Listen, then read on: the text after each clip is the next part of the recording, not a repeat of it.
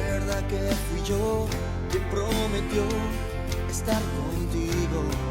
Oh, descansa, debes mantener la calma.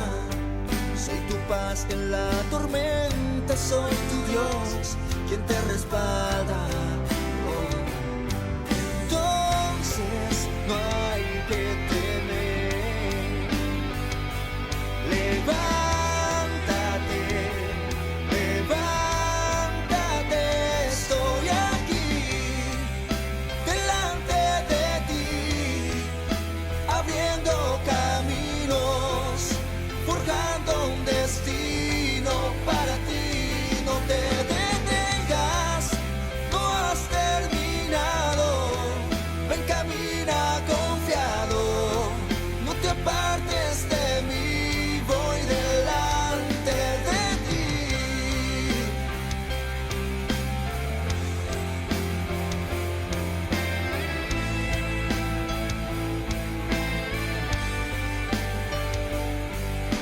Sigue, que aún hay un mañana. Sé que será de gloria, eso yo te lo aseguro. Oh, descansa, debes mantener la calma. Soy tu paz en la tormenta, soy tu Dios quien te respalda. Oh, entonces no hay que temer. Levántate, levántate, estoy aquí delante de ti, abriendo caminos, forjando un destino para ti. No te detengas, no has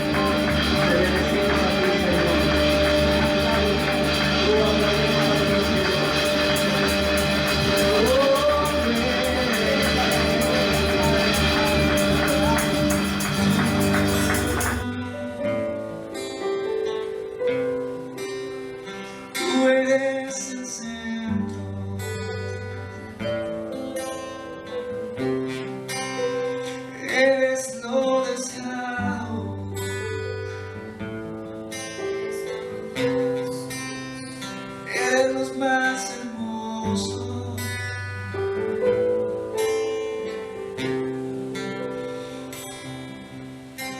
El centro de todo es Jesús. El centro de todo es Jesús. Desde el principio y hasta el fin, tú has sido y siempre serás Cristo. Cristo, el centro de mi vida es Jesús. El centro de mi vida es Jesús. Desde el principio y hasta el fin, tú has sido y siempre serás Cristo. Cristo, tú eres el centro. Nada importa más que tú.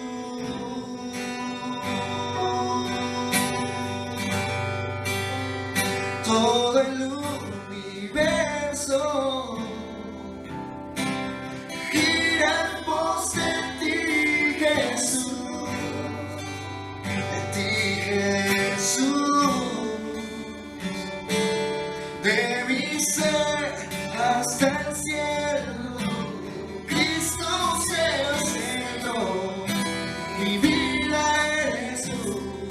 Si mi vida eres tú, De mi ser hasta el cielo, Cristo sea el centro.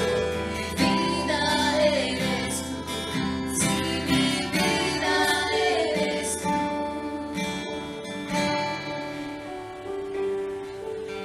el centro de la iglesia de Jesús.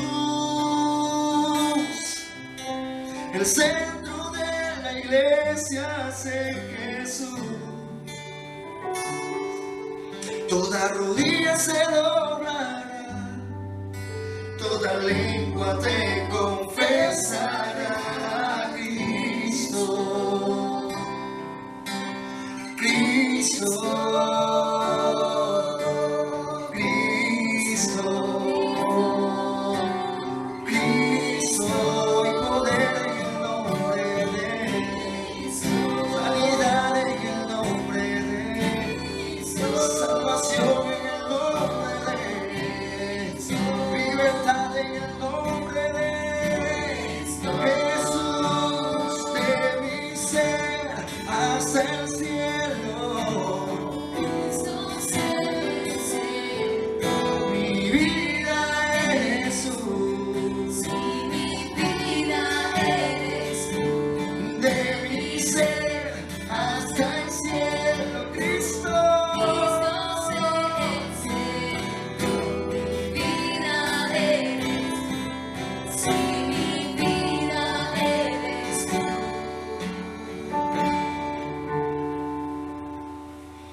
El centro de todo es Jesús. El centro de todo es Jesús.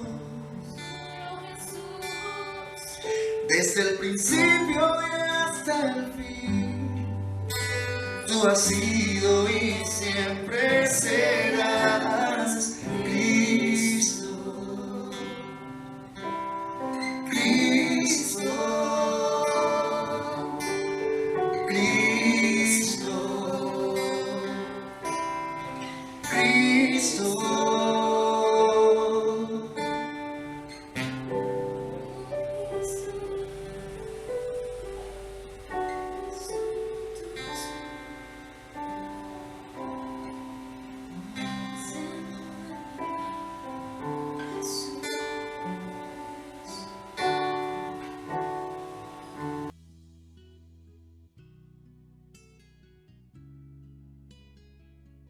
Buenos días, iglesia. Para mí es un gusto estar con ustedes, así sea a través de la pantalla. Les mando un abrazo.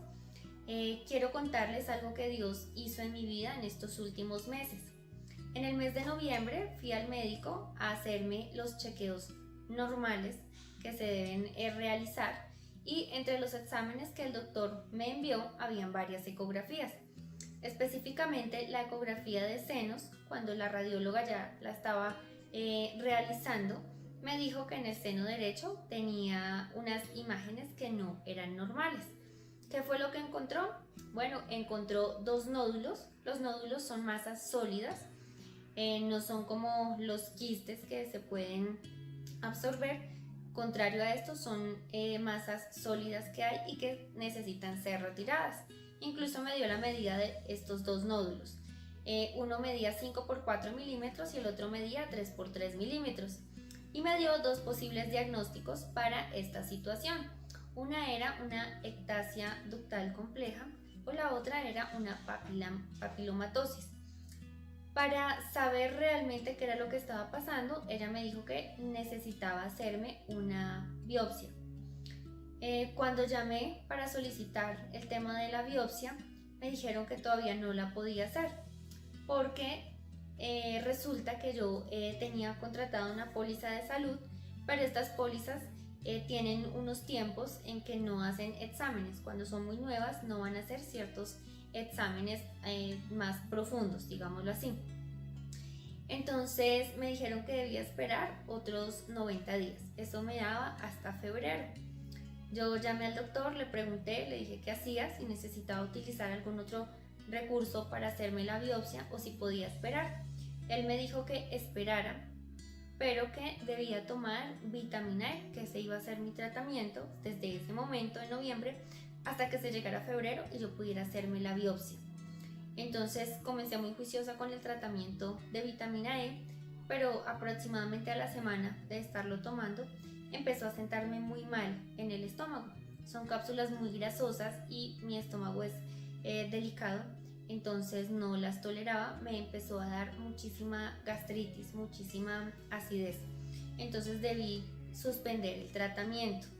En ese momento fui al Señor, le pregunté qué hacía y él qué pensaba de esta situación, y él me dijo que el tiempo estaba en él, que él es el principio y el fin de todas las cosas y que su tiempo era perfecto.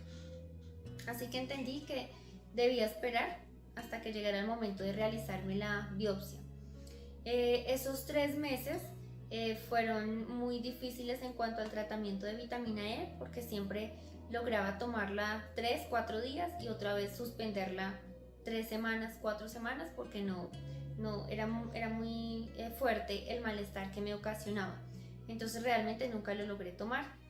El doctor de todas maneras me había dicho que la vitamina E servía para hacer que la enfermedad no avanzara y para que estos nódulos no crecieran más de lo esperado, sino que quedaran en ese mismo tamaño. Entonces sabía que igual pues la vitamina E no iba a desaparecer los nódulos, porque ya me lo había informado el doctor. Recuerdo febrero, ya a puertas de que se cumpliera el tiempo de la biopsia, un domingo en la iglesia nos pasaron a todo el cuerpo pastoral al frente y toda la iglesia oró por nosotros. En ese momento mi esposo, que era el único que sabía de ese tema médico que estaba atravesando, también oró por mí, específicamente por sanidad, y pude sentir en ese momento el toque del Espíritu Santo. Ya se llegó la siguiente semana. Lo primero que tuve que hacer fue una entrevista con la enfermera jefe para las indicaciones del tema de la biopsia, y ella, cuando vio el diagnóstico que tenía de la ecografía de noviembre, me dijo que era un tema complejo y que en cualquiera de los dos casos iba a necesitar una cirugía, fuera cual fuera ese diagnóstico. La radióloga que en noviembre me había hecho la ecografía también me había dicho eso, es decir, que ya era la segunda vez que me decían que lo más seguro era que iba a necesitar una cirugía para tratar ese tema. Me envió al mastólogo con urgencia, me dijo que necesitaban mirar pronto qué era lo que tenían que biopsiar. Él ya pues dio ahí la determinación y se llegó el día de la biopsia. Cuando estaba ahí en la biopsia, lo primero que hacen es volver a hacer una ecografía para mirar exactamente la ubicación del sitio donde ellos van a hacer la biopsia. Entonces el doctor, el radiólogo que me atendió ese día, comenzó a hacer la imagen, la ecografía, y duró más o menos 10 minutos en esto, y miraba los resultados de la ecografía anterior, que los tenía ahí él en su escritorio, y miraba las imágenes que estaba viendo en ese momento, y me decía que no tenía congruencia una cosa con la otra. ¿Por qué? Porque él no encontraba los nódulos. En la ecografía, en las imágenes que me estaba haciendo, no existían esos nódulos. Hasta me volvió a preguntar, ¿pero dónde te hiciste esa ecografía? Pues se dio cuenta que era de un sitio serio. Entonces nuevamente volvió, intentó buscar dónde estaban los nódulos, pero definitivamente no los encontró. Dios ya los había removido de ahí sobrenaturalmente. De todas maneras tenía otras imágenes que necesitaban biopsiar, entonces él igualmente me hizo la biopsia. Ya después de 8 días esperar el resultado de la biopsia, me salió que tenía un tejido mamario benigno y otras patologías conforme a la edad, nada grave. Ya cuando le presenté al doctor los resultados de los exámenes, me dijo pues que estaba todo bien, que no necesitaba hacer ningún tratamiento ni ninguna cirugía porque pues ya no tenía los nódulos. Quiero darle la gloria y la honra a Dios delante de todos ustedes, porque fue algo sobrenatural. Todos esos 3 meses me mantuvo hablando acerca de la fe, acerca de si yo creía o no creía que Él era un Dios sanador, y que aunque era muy pequeño lo que necesitaban remover de mi cuerpo, pues por más pequeño que fuera, Él lo podía extraer sin una cirugía. En este caso, ese fue el método que Dios quiso utilizar conmigo, una sanidad sobrenatural. Sé que no fue el medicamento, porque pues ya me había dicho el doctor que ese medicamento no me iba a desaparecer los nódulos, solamente los iba a frenar el crecimiento. Y pues aparte ni siquiera me pude tomar bien ese tratamiento, así que ese tema es descartado. Conozco varias personas que le han tenido que hacer cirugía por este mismo tema, y bueno, conmigo Dios fue sobrenatural y obró.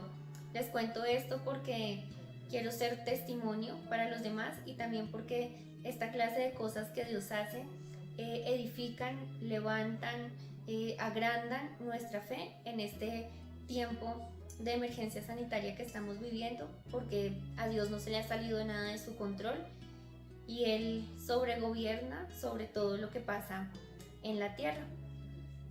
Y todo lo que hizo conmigo, esa sanidad que hizo conmigo, sé que la puede hacer con cualquiera. Lo único que necesitamos es confiar en Él, pues Él es un Dios bueno y Él es un Dios sanador. Les envío un abrazo grande a la distancia y espero que nos podamos ver pronto.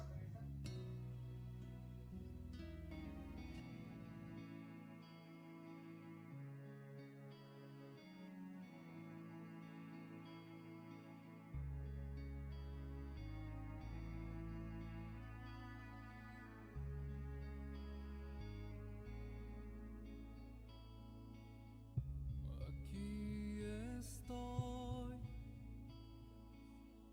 sin ti no voy. Quiero sentirte, quiero escucharte. Eres la luz guiándome al lugar de eterna paz al fin.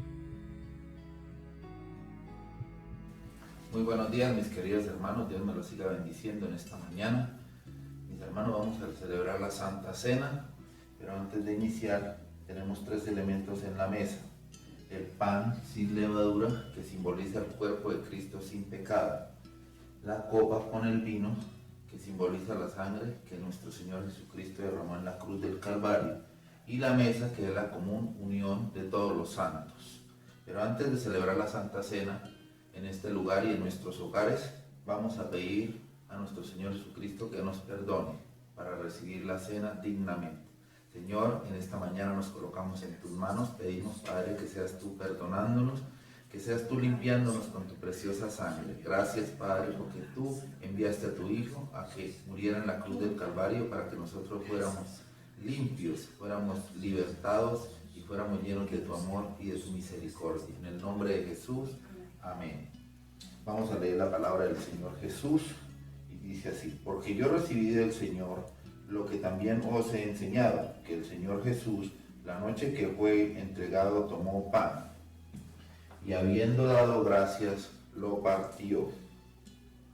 Gracias te damos, Padre, por este momento, por esta mañana, por este momento, por este instante. Señor, en tu mano nos colocamos y colocamos nuestros corazones, Señor, delante de ti, para recibir este momento tan especial. En el nombre de Jesús, amén. Y dijo, tomad, comed, este es mi cuerpo que por vosotros es partido, haced esto en memoria de mí. Pueden repartir el pan en sus hogares.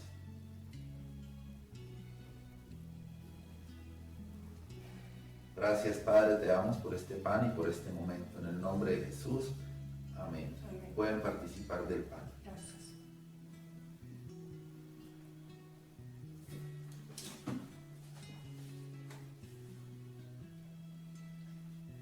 Asimismo tomó también la copa, después de haber cenado, diciendo: esta copa es el nuevo pacto de mi sangre.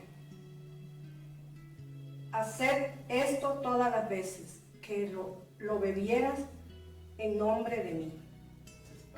Doy gracias, Señor, por la sangre que tú derramaste en la cruz del Calvario, Señor. Te damos gracias, Señor. Padre, te pedimos por todas estas situaciones que estamos, Señor, Padre. Señor, bendice todos esos países, Padre. Señor, que no haya más mortandad. Gracias, Padre, por todas las bendiciones que tú nos das cada día, Señor. En el nombre de Jesús, gracias, Padre. Gracias, Hijo. Gracias, Espíritu Santo de Dios. Amén. Pueden tomar.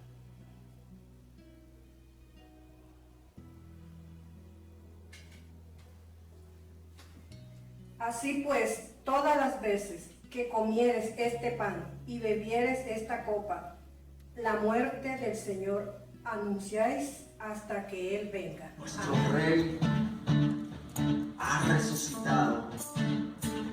Cristo vive. Vive, Él vive, por siempre reinará.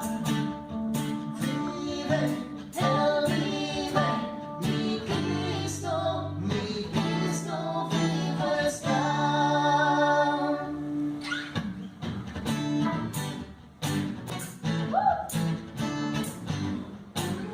Aleluya, aleluya.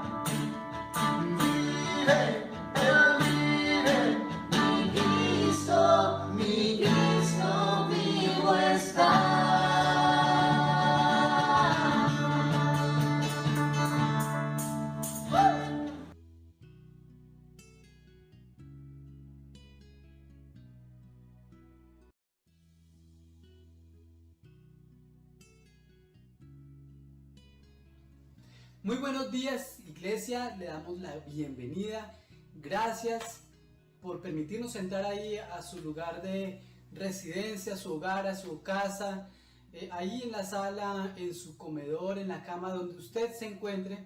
Le damos gracias por habernos dejado un tiempo entrar allí donde usted está. Desde aquí, desde Bogotá, le damos la bienvenida a las personas que nos están viendo aquí en la localidad, en Bogotá, en diferentes ciudades, en el Chocó, en diferentes países, Chile, Italia, Europa. Gracias por visitarnos, gracias por estar ahí pegados al canal, conociendo del Señor, básicamente, y reuniéndonos como hermanos allí donde tú estás. Amén. Así que oremos un momento para que demos inicio a este momento de palabra que es espectacular.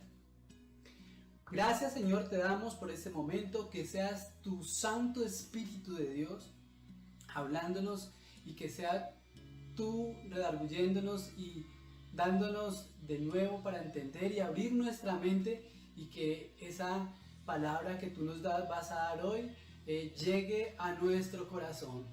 Muchas gracias te damos, Señor Jesús. Bueno, es un tiempo de palabra muy especial, pero antes quiero que cojan su celular ahí donde usted está, o una nota de apuntes.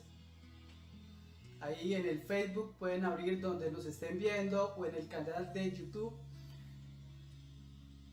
donde están los comentarios, donde usted pueda hacer un comentario, lo puede hacer. Vamos a hacer unas preguntas, quiero preguntarles para dar inicio a este tiempo precioso. Una de las palabras que el Señor me dio en este tiempo, y es un estudio espectacular, lo vamos a desarrollar en este tiempo corto que nos queda. Haciendo en el tiempo de Dios. Ese es el título de la predicación, haciendo en el tiempo de Dios. Como venía diciéndole, comienzo por pedirle que nos des una respuesta aquí en su celular. ¿Qué tiempo, a esta pregunta, qué tiempo y qué lugar de la historia enmarcan las siguientes declaraciones? ¿Qué tiempo y qué lugar de la historia enmarcan las siguientes declaraciones? Bien, ¿cuáles declaraciones? Unas afirmaciones. La gente especialmente educada ha rechazado la religión tradicional. Se han aceptado las religiones orientales. Se practica la astrología y el patriotismo ha decaído. Los hombres practican costumbres que antes se consideraban afeminadas. Las clases altas se consumen en la búsqueda de placer. La educación enfatiza el conocimiento, pero no el carácter, y produce masas con una educación mediocre.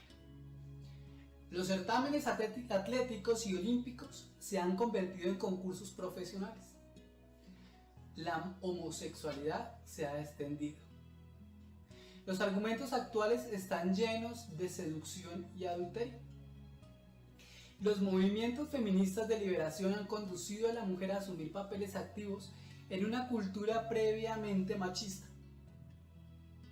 La maternidad se ha devaluado por completo y el tener hijos se considera un inconveniente.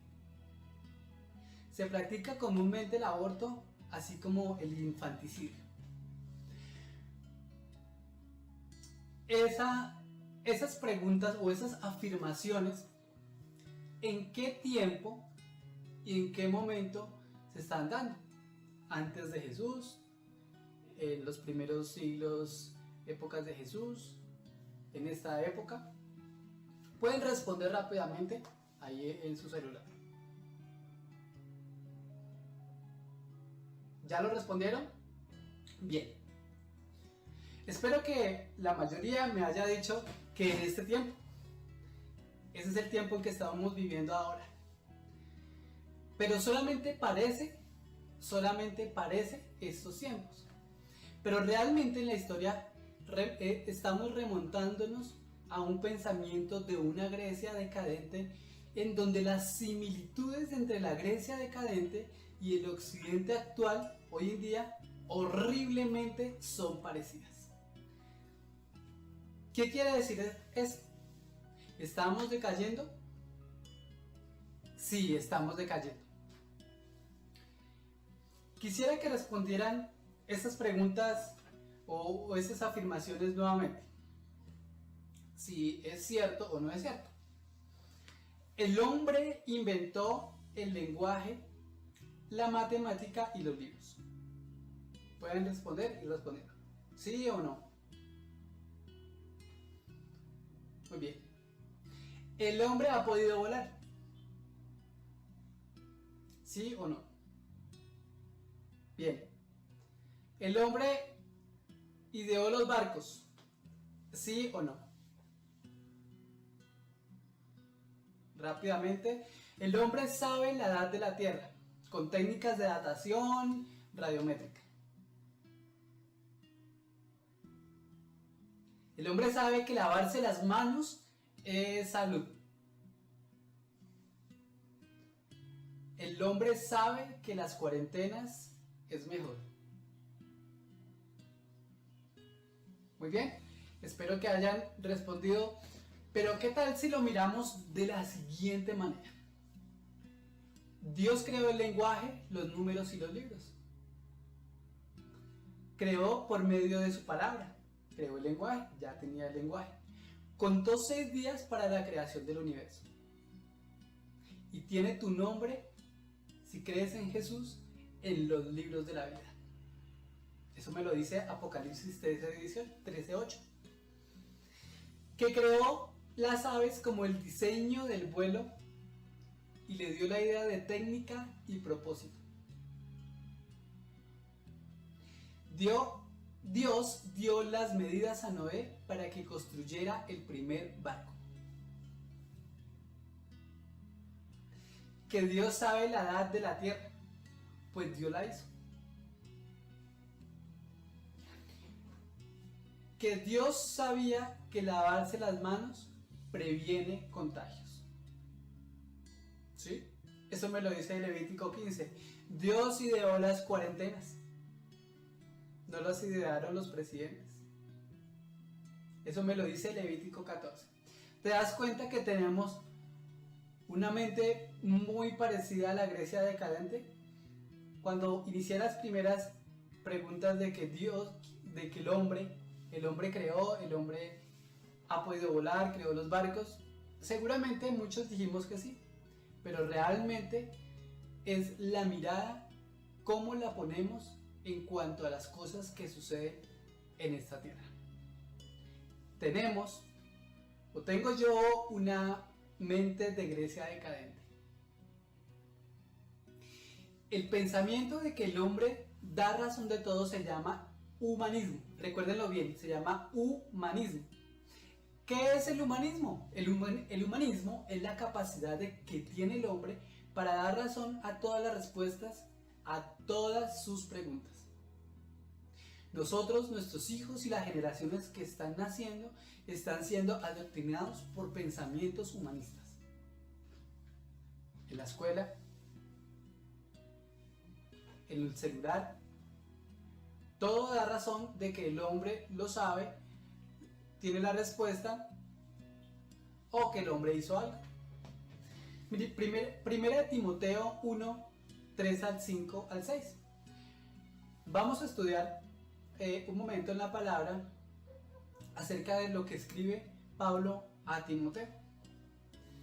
Pablo, apóstol de Jesucristo, por mandato de Dios nuestro Salvador y del Señor Jesucristo nuestra esperanza, a Timoteo, verdadero hijo en la fe, gracia y misericordia y paz de Dios nuestro Padre y de Cristo Jesús nuestro Señor.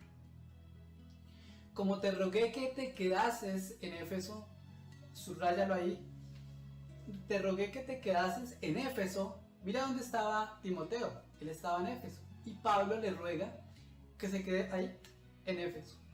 cuando fui a Macedonia para que mandases a algunos que no enseñasen una doctrina diferente. Vamos a mirar en el mapa.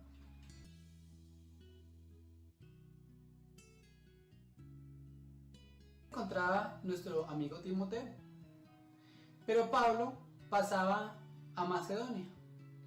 Si ven que Macedonia está en Grecia, todo lo que ven por el lado Grecia grande es Macedonia.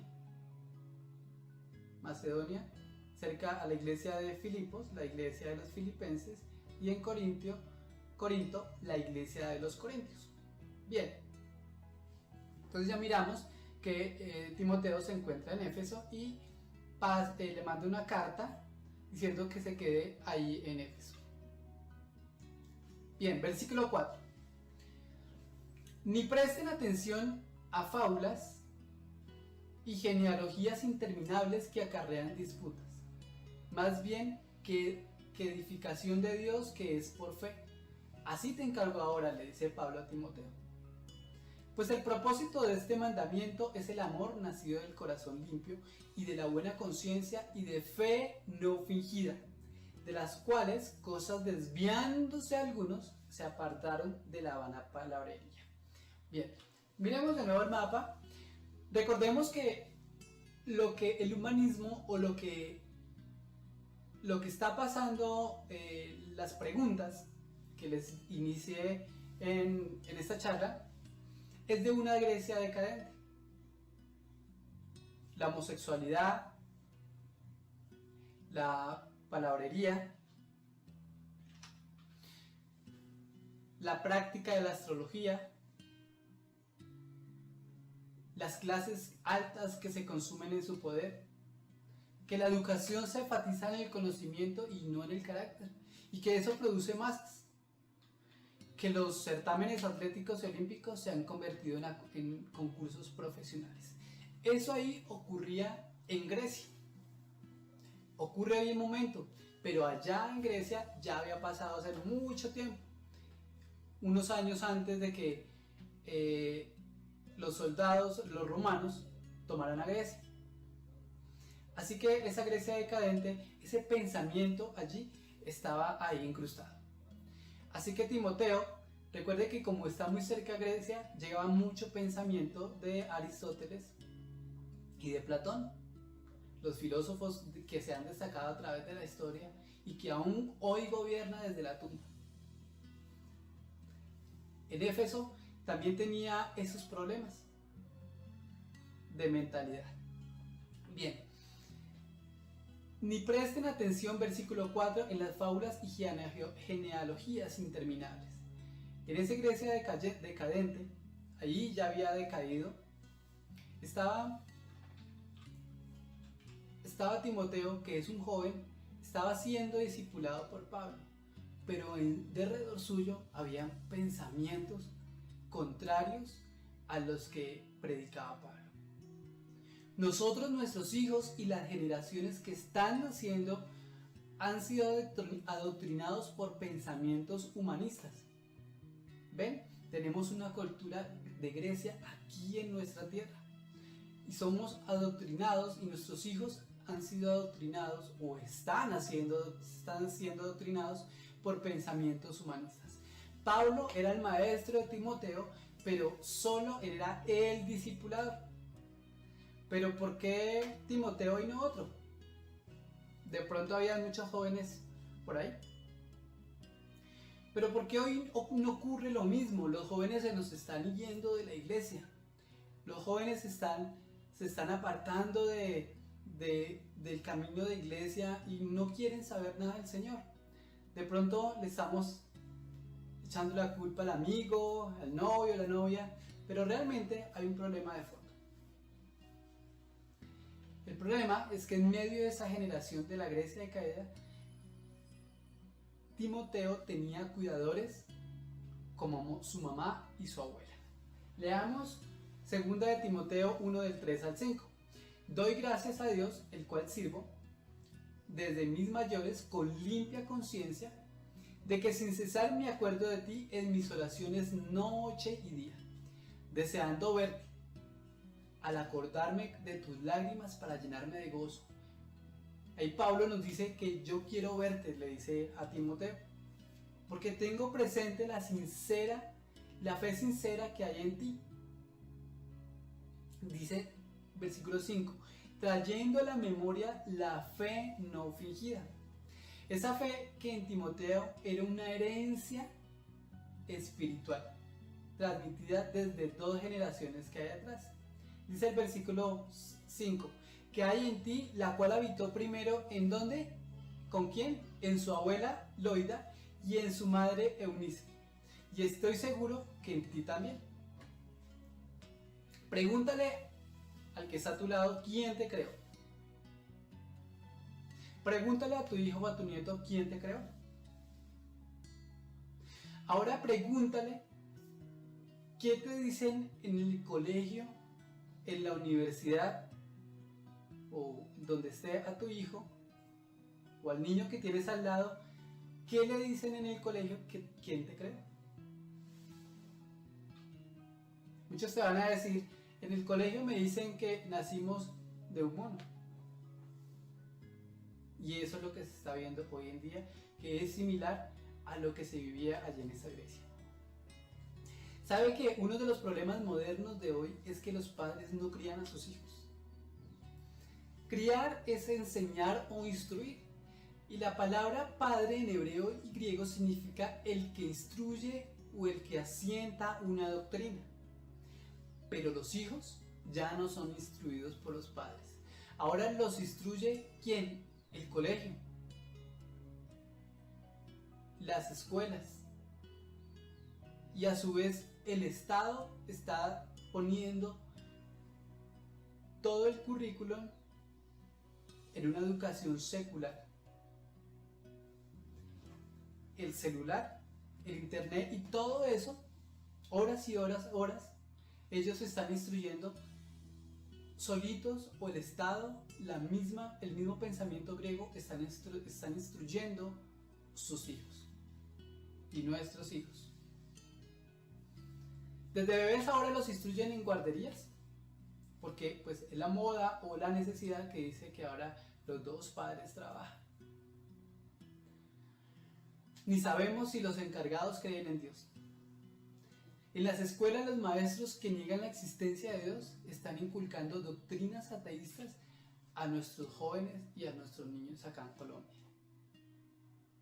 Lastimosamente, la iglesia se desresponsabilizó de la paternidad, olvidando el mandamiento que dice: instruye al niño en su camino y aun cuando fuere viejo no se apartará de él. Eso no lo dice Proverbios 22:6. Pero ahí en Deuteronomio 6:5 dice: y amarás a Jehová tu Dios de todo tu corazón y de toda tu alma y con todas tus fuerzas. Y estas palabras que yo te mando hoy estarán sobre tu corazón, dice el Señor. Y las repetirás a tus hijos y hablarás de ellas estando en tu casa y andando por el camino y al acostarte y cuando te levantes. 3 problemas que tenemos ahí. 1. Amar a Dios sinceramente, como lo amó Loida, ¿lo estamos haciendo? 2. Estamos transmitiendo como lo hizo Loida a Eunice y luego hasta Timoteo. Abuelo que estás ahí, que estás cerca a tus nietos, ¿le estás inculcando como lo hizo la abuela a Timoteo? Por eso vemos hijos despegados de los padres, porque alguien más les está enseñando a tus hijos y están transmitiendo herencias espirituales a nuestros hijos. Pero a Timoteo le dieron una herencia eterna, y en medio de ese tiempo convulsionado de esa Grecia y de ese pensamiento de Grecia, él se levantó porque hubo 2 figuras espirituales importantes. Llama la atención que Pablo le dice a Timoteo que en ti hay una fe sincera que heredaste de tu madre, pero que ella ha recibido de su madre, de la abuela. El buen trabajo no era para Timoteo ni para su mamá, sino más bien para su abuela, que logró transformar generación su pensamiento verdadero hacia el Señor. Es decir, la abuela Loida tomaba a Eunice y la instruía en la fe de la palabra de Dios y en los asuntos de Dios, porque la fe viene por el oír y por el oír la palabra de Dios. Romanos 10, 17. Segunda de Timoteo 2, 14 al 15, Pablo dice: y Adán, le estaba diciendo a las mujeres, y Adán no fue engañado, sino que la mujer, siendo engañada, incurrió en transgresión, pero se salvará engendrando hijos si permaneciera en la fe, el amor y la santificación con modestia. La mujer se salvará engendrando hijos, es decir, que Dios le dio a la mujer en su rol de madre la capacidad de engendrar a sus hijos y engendrarlos en fe. Hay dos: engendrar hijos y engendrarlos, pero engendrarlos en fe, incrustarlos en el pensamiento de Jesús. La mujer le puede dar la mejor herencia de dejarle una fe sincera, así como se la dieron a Timoteo, no fingida. Hay cristianos, hombres y mujeres, que aún cuidan a sus hijos y no los educan. Nuestros hijos se apartan de Dios porque no están convencidos, porque se habla de un Dios pero no hay experiencia de Dios. Se habla de una fe sincera que te lleva a vivir experiencias con Dios. Una fe sincera es llevar a experiencias con Dios. ¿Tienes una experiencia con Dios? ¿Estamos teniendo hoy experiencias con Dios en esta cuarentena? ¿Estamos instruyendo a nuestros hijos que están en casa? Es un tiempo para preguntarnos eso. El hogar está ahí, el huerto está aquí en familia. La Escritura dice que Jesús es el autor y consumador de la fe. Hebreos 12:2 dice: puesto los ojos en Jesús, el autor y consumador de la fe. Así que hay una fe fingida. Dice Pablo a Timoteo que hay una fe verdadera y una fe fingida. La religión puede llevar a la actuación de la fe. ¿Qué quiere decir eso? Es decir, una fe fingida puede decir: yo voy a la iglesia el domingo, puedo estar viendo el culto en vivo, pero es una fe fingida. No hay experiencia de Dios. Así que, ¿cómo yo sé que hay una fe fingida? Porque no hay obras, no hay frutos. La Biblia dice que la fe produce obras. Miremos dos paralelos: Pedro y Pablo. Miremos el discurso de Pedro. En Hechos 2 nos relata que Pedro, después de haber recibido el Espíritu Santo, se levantó en pie y habló a los israelitas, a más de 3,000 personas. Y comenzó a hablarle desde los profetas acerca de Jesús hasta el tiempo en que lo crucificaron. Y todo ese tiempo estuvo hablando a los israelitas. Y dice la Escritura que más de 3,000 personas se convirtieron en ese momento. Ahora, si miramos en Pablo no se convirtieron tantas personas, porque Pablo hablaba a los gentiles. Y los gentiles venían de un pensamiento de un pensamiento griego. Y ese pensamiento griego se encontraba allí, en Asia, en la iglesia de Corintio, en la iglesia de Éfeso, y en las iglesias que estaban en esa zona. Así que la diferencia entre el pensamiento hebreo y el pensamiento griego era que el hebreo sabía de dónde provenía. Su instrucción era que Dios le había creado y que tenía un propósito y que esperaba a alguien. Pero el pensamiento griego no. El pensamiento griego daba razón de sí mismo. el hombre daba razón de sí mismo, así que no esperaban a nadie y no necesitaban salvación.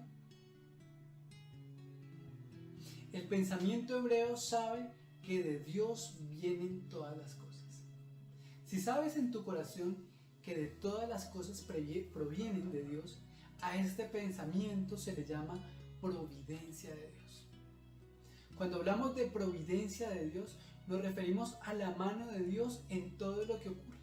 En mi vida, en tu vida, en la nación, en la región. Y todo eso comienza a contarse día tras día, hasta que se vuelve una historia. A esta historia se le llama historia providencial, es decir, la providencia de Dios en la historia. La mano de Dios en la historia, en tu historia, en la historia de tu familia, en la historia de tu nación, en la historia de la región y en la historia del mundo. Pregunta, bueno, ¿y dónde está el registro de la historia de Dios? Pues bien, este registro se encuentra en la Biblia. Y allí están todos los detalles y todas las respuestas que Dios quiere que sepamos, desde la creación hasta dónde vamos a estar. Entonces, Romanos 1 del 19 al 21 me dice que las personas que no creen los declaran necios.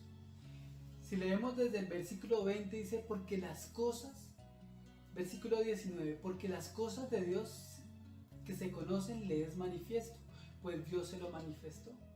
Porque las cosas invisibles de Él, su eterno poder y deidad, se hacen claramente visibles desde la creación del mundo, siendo entendidas por medio de las cosas hechas, de modo que no tienen excusas. Ahora, ¿sabe cómo Dios define al humanismo? En el versículo 21 nos dice, pues Dios, habiendo conocido a Dios, no le glorificaron a Dios, ni le dieron gracias, sino que se envanecieron en sus razonamientos, en su humanidad, y su necio corazón fue entenebrecido. Así que Dios les llama necios y necios de corazón. Y esta historia providencial es la que debes observar en tu vida. La providencia de la mano desde Génesis, desde que tú naciste, todo tiene una mano de Dios, las cosas buenas y las cosas malas. Con pandemia o sin pandemia, todo tiene un propósito. Piensa en un momento de dónde has visto la mano de Dios en tu vida. Si quieres, escríbelo. En la ciudad donde estás en este momento, los hijos que Dios te dio, de dónde te ha sacado, la carrera universitaria o tu profesión. ¿Te has preguntado por qué los jóvenes abandonan la iglesia en la adolescencia? Pues porque han crecido con el pensamiento griego. ¿Será que le estamos contando historias bíblicas a nuestros hijos cuando en el colegio le enseñan verdades humanistas?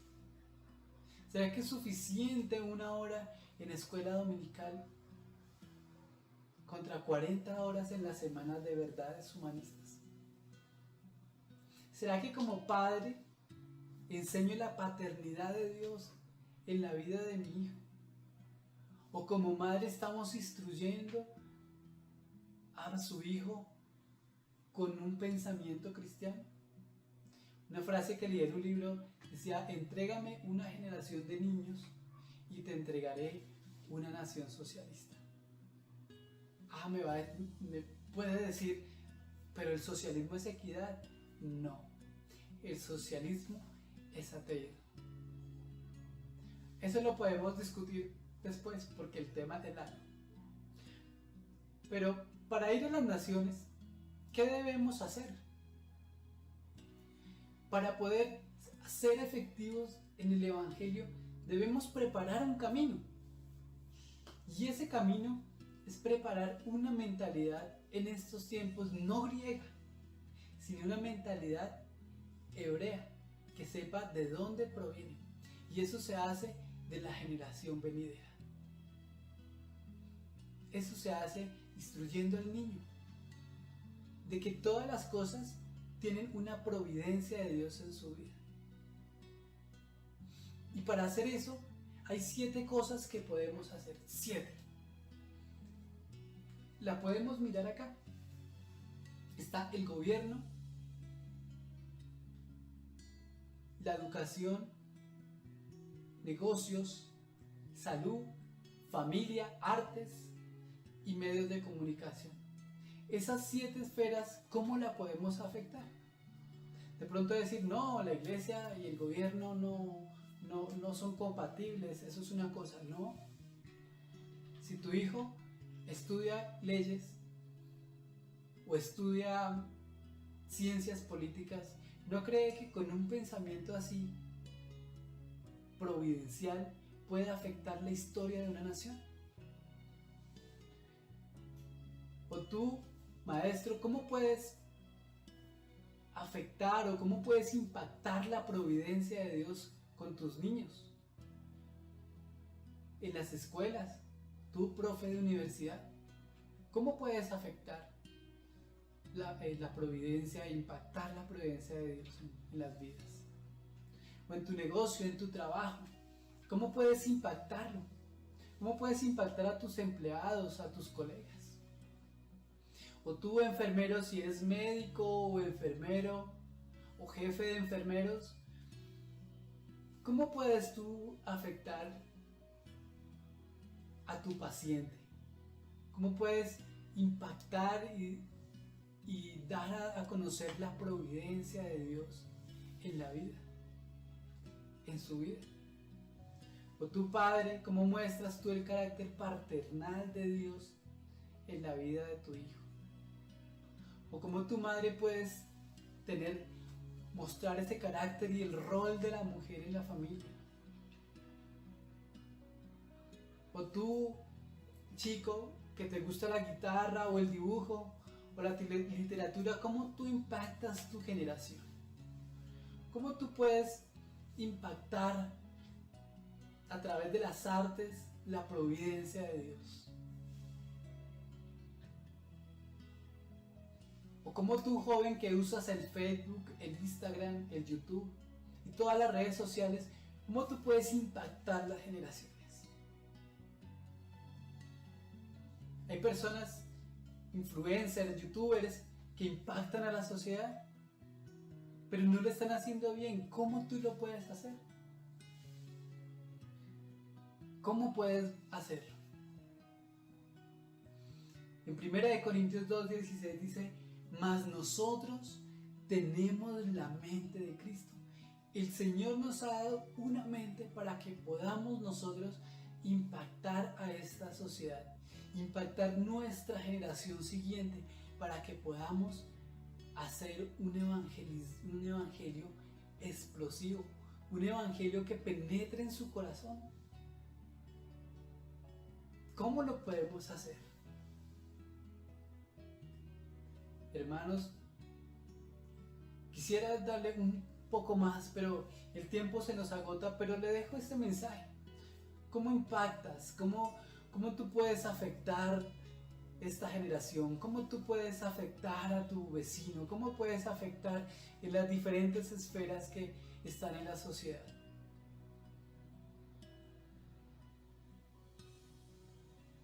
Al principio hablaba de cómo ¿cómo hacemos en el tiempo de Dios? ¿Estamos haciendo en el tiempo de Dios? Es hora de mirar, ponernos a cuentas con el Señor y decirle: Señor, la mente de Cristo. Tenemos mente de Cristo. Señor, enséñanos cómo hacerlo. Así que cierra tus ojos ahí donde estás y dile: Padre Santo, tengo tu mente, pero enséñame a afectar las generaciones. Enséñame a afectar a esta generación que viene. Porque en esta cuarentena la mies es mucha y posiblemente los obreros somos pocos. Quiero ser un obrero para ti, Señor. Aviva el fuego que hay en mí para poder ir. Aviva el fuego de la gracia y la misericordia que tú me has dado para poder llegar a otros. Padre, muchos están muriendo hoy, pero no quiero quedarme con los brazos cruzados. Quiero ser parte de la providencia, de esa historia de Dios, esa historia tuya, Señor, que escribes diariamente. Padre, te doy muchas gracias. Muchas gracias por estar aquí con nosotros compartiendo en este gran culto y sigamos compartiendo esta hermosa, preciosa mañana que el Señor nos ha dado. Dios los bendiga.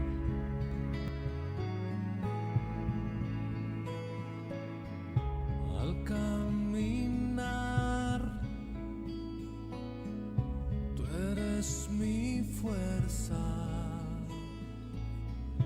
y la esperanza que me sostiene.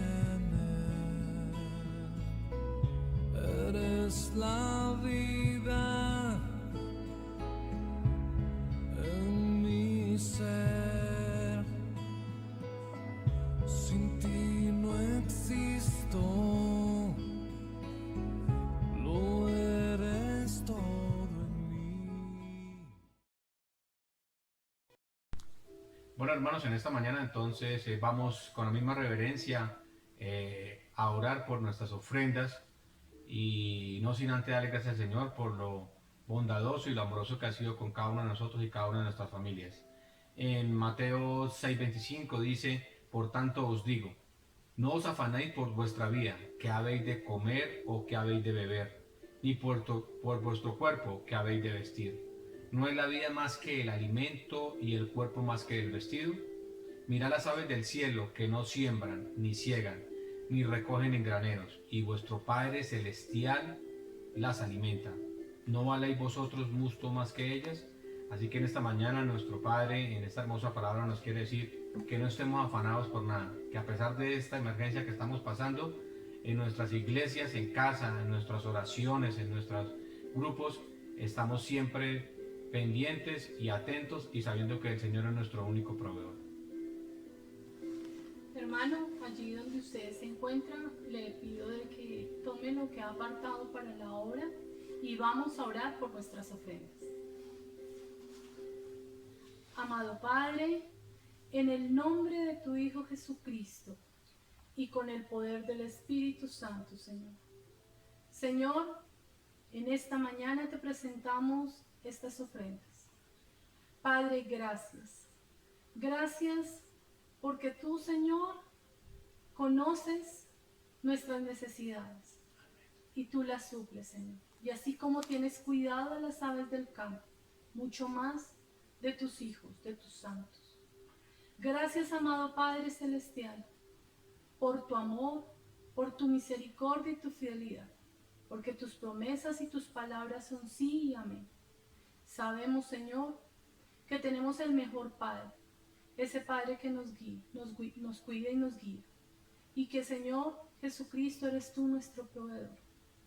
Padre, como símbolo, Señor, de amor filial, de generosidad, hoy te presentamos estas ofrendas con gozo, con alegría y sabiendo, Señor, que tenemos el mejor papá de todos.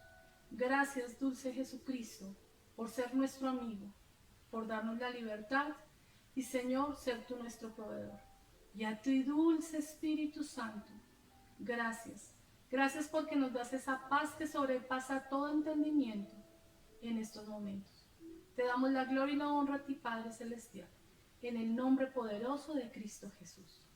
Amén. Hermanos, los invito en esta mañana a que eso que han apartado para la obra, si pueden, la pueden hacer llegar con los pastores de Coinonía, o si no a la iglesia, pero allá apártela en un rinconcito donde el Señor y usted sepan.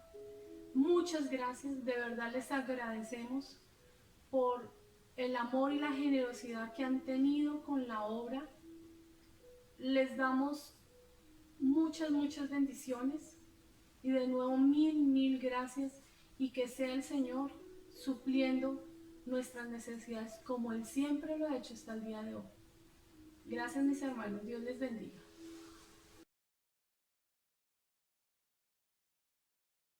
Bueno, queridos hermanos, en esta mañana entonces vamos a dar los anuncios de las diferentes actividades que estamos haciendo en la iglesia. Igualmente nuestra iglesia en casa y nuestros grupos de oración que tenemos en los diferentes grupos. Primero, en Zoom se abrió tiempos de oración para cualquier persona que quiera incluir. Por favor, hablar con David para las coordinaciones con él. Seguimos enviando los devocionales todos los días, a diario, en los diferentes grupos que tenemos.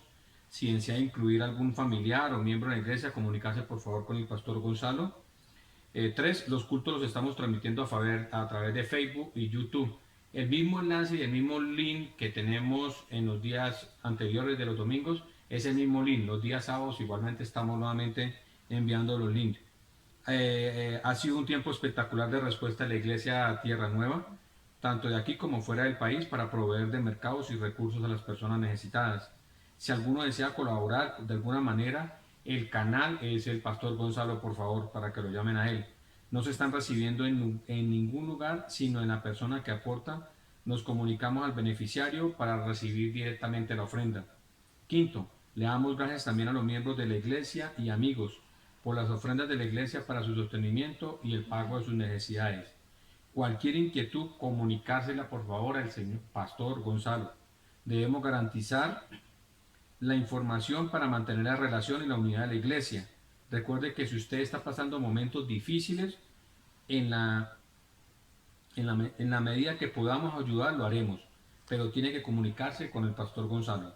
Si usted conoce a algunos ancianos o niños que están pasando serias dificultades, y si hay provisión, podremos hacérsela llegar. Así que, hermanos, mediante estos anuncios vamos entonces a despedir este hermoso culto en el día de hoy, dándole gracias al Señor y por todo lo que ha hecho en esta mañana. Vamos a leer esta palabra para despedir nuestro culto. En Hebreos 12:2 dice, ponle cuidado, hermanos, una sola mirada, pónganle cuidado como dice la palabra, puesto los ojos en Jesús, el autor y consumador de la fe, el cual por el gozo puesto delante de él sufrió en la cruz, menospreciando el oprobio, y se sentó a la diestra del trono de Dios. Considerad que el que sufrió tal contradicción de pecadores contra sí mismo, para que vuestro ánimo no se canse hasta desmayar. Así que, hermano, con esta hermosa palabra vamos a orar entonces para pedir nuestro culto. Padre, te damos gracias, Señor. Gracias, Señor, por este hermoso culto que tú nos has dado en esta mañana. Gracias por alabanza, gracias por la palabra. Gracias, Padre Santo, porque sabemos que a pesar de todas las dificultades que estamos pasando en este momento, que el mundo está pasando en este momento, Señor, tú estás presente. Tú estás presente, Señor, dando nuestra provisión, cuidando nuestra salud, cuidando nuestra familia, nuestros hermanos de la iglesia, nuestros familiares, Señor, y por eso te damos gracias en esta mañana, Padre. Gracias, Señor, porque tú eres nuestro Dios proveedor. Tú, Señor, eres nuestro Dios sanador, y por eso en esta mañana solamente nos queda darte gracias. Gracias, Señor Jesucristo, por esa obra tan maravillosa y hermosa que hiciste en la cruz, por cada uno de nosotros que no lo merecíamos. Gracias, Espíritu Santo, por morar con nosotros, proteger a nuestras familias, proteger nuestra iglesia y mantenernos en la unidad que debemos estar. Y gracias, Señor, porque esto es una aventura más que estamos contigo, Señor, en nuestras iglesias en casa. Oremos sin cesar, mantengamos en oración siempre, siempre, siempre. Gracias, Papito Dios, gracias, Señor hermoso, en nombre de tu Hijo Jesús. Amén y amén. Les amamos, Dios les bendiga.